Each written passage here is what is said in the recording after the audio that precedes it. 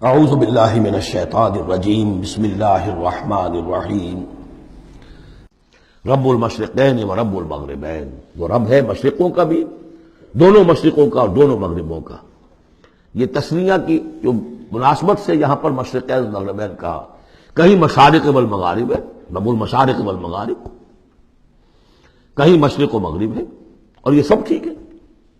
مشرق و مغرب واحد کی حیثیت سے بھی درست ہے، اور مشرقین اور مغربین اس وقت کا جو مشرق ہے جہاں سورج نکل رہا ہے، اس کے مقابلے میں مغرب ہے جہاں وہ ڈوبے گا، لیکن وہی مغرب وہ مشرق ہے دوسرے ہمارا جو پیچھے جو حصہ گلوب کا اس کا مشرق ہے، اور جو ہمارا مشرق ہے وہ اس کا مغرب ہے۔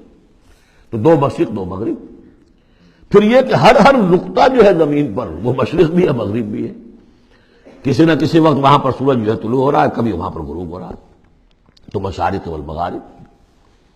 لیکن یہاں پر تسنیہ کی مناسبت سے رب المشرقین و رب المغربین، دونوں مشرقوں کا رب مالک اور دونوں مغربوں کا۔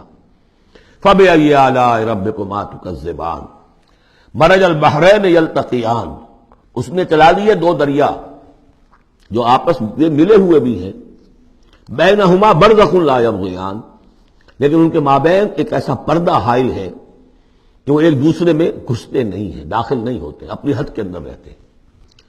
یہ ہیں گرم روئیں چلتی ہیں ٹھنڈے پانی کے سمندر میں، یا جیسے کہ کابل پر نظر آتا ہے دو دریا چل رہے ہیں، دریائے سندھ کا پانی علیحدہ نظر آ رہا ہے اور دریائے کابل کا علیحدہ نظر آ رہا ہے، اور یہ اٹک پر نظر آتا ہے، اور کافی دور تک پھر یہ علیحدہ علیحدہ چلتے نظر آتے ہیں۔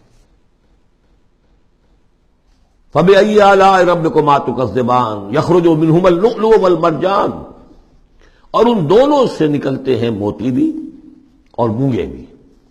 فَبِأَيِّ آلَاءِ رَبِّكُمَا تُكَذِّبَانِ وَلَهُ الْجَوَارِ الْمُنشَآتُ فِي الْبَحْرِ كَالْأَعْلَامِ، اور اس کے لیے ہی ہیں، اللہ ہی کی ملکیت ہے وہ پہاڑ جیسے جہاز، جوار المنشآت جو اونچے کھڑے رہتے ہیں اور سمندر میں ایسے ہوتے ہیں جیسے پہاڑ۔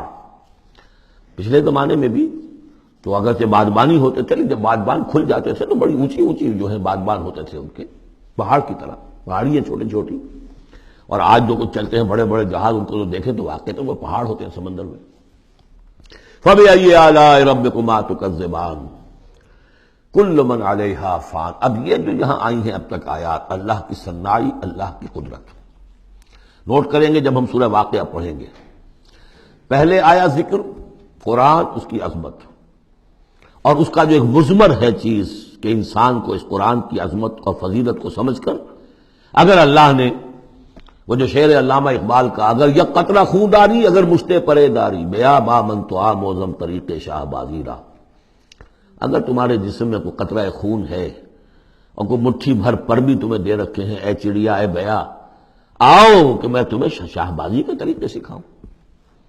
اسی طریقے سے اگر تمہیں بولنے کی صلاحیت دی ہے اللہ نے تو اس کا مصرف کیا ہے؟ خیرکم من تعلم القرآن وعلمہ، سمجھنے کی صلاحیت دی ہے قرآن سمجھو، بیان کرنے کی صلاحیت دی ہے بیان کرو قرآن کو۔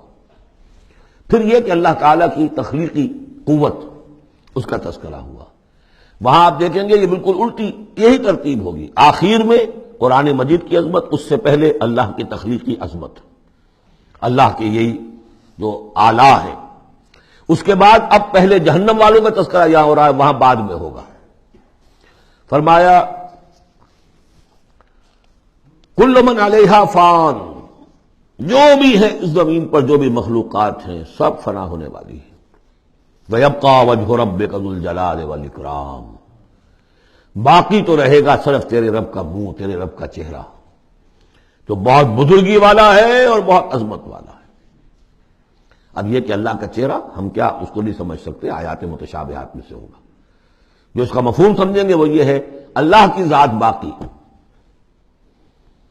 باقی سب چیز اللہ تعالیٰ کے سوا سب فانی، پوٹینشلی سب فانی ہے، اپنے طور پر سب کسی کا وجود جو ہے اپنے بل پر قائم نہیں ہے۔ اللہ جب تک قائم رکھے تو در حقیقت وہ خود اپنے بل پر قائم نہیں ہے، وہ تو اللہ تعالیٰ نے ان کو قائم رکھا ہوا ہے۔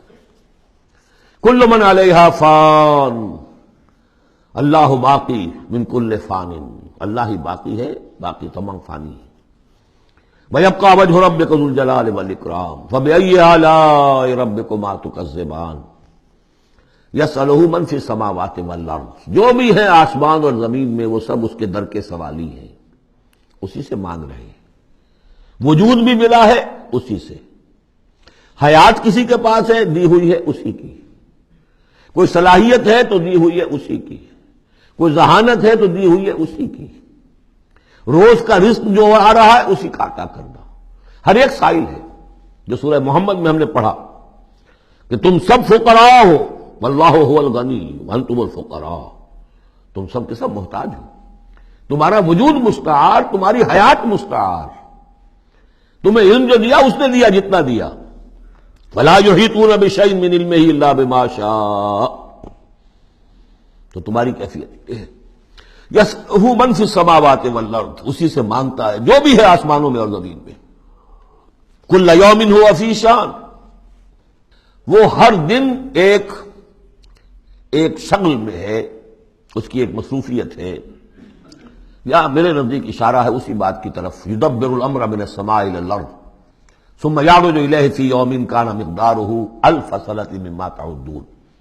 تدبیر امر ہے، ایک دن کی تدبیر وہ کرتا ہے، کیا کچھ تو ہے وہ ایک دن اس کا 1000 سال کا ہے، اس میں کیا کیا ہونا ہے، کس طرح سے ہونا ہے، پھر وہ احکام کی تنفیذ ہوتی ہے، پھر اس کی رپورٹ ہے، اس کو واپس جاتی ہے۔ تو کل یوم ہوا فی شان، وہ کوئی ایک یوں سمجھیے کہ کوئی اسٹیٹک کوئی حقیقت نہیں ہے، خود اس کی مصروفیات، کل یوم ہوا فی شان، نئی شان کے ساتھ اس کا ظہور ہوتا ہے۔ کل یوم ہوا فی شان فبأی آلاء ربکما تکذبان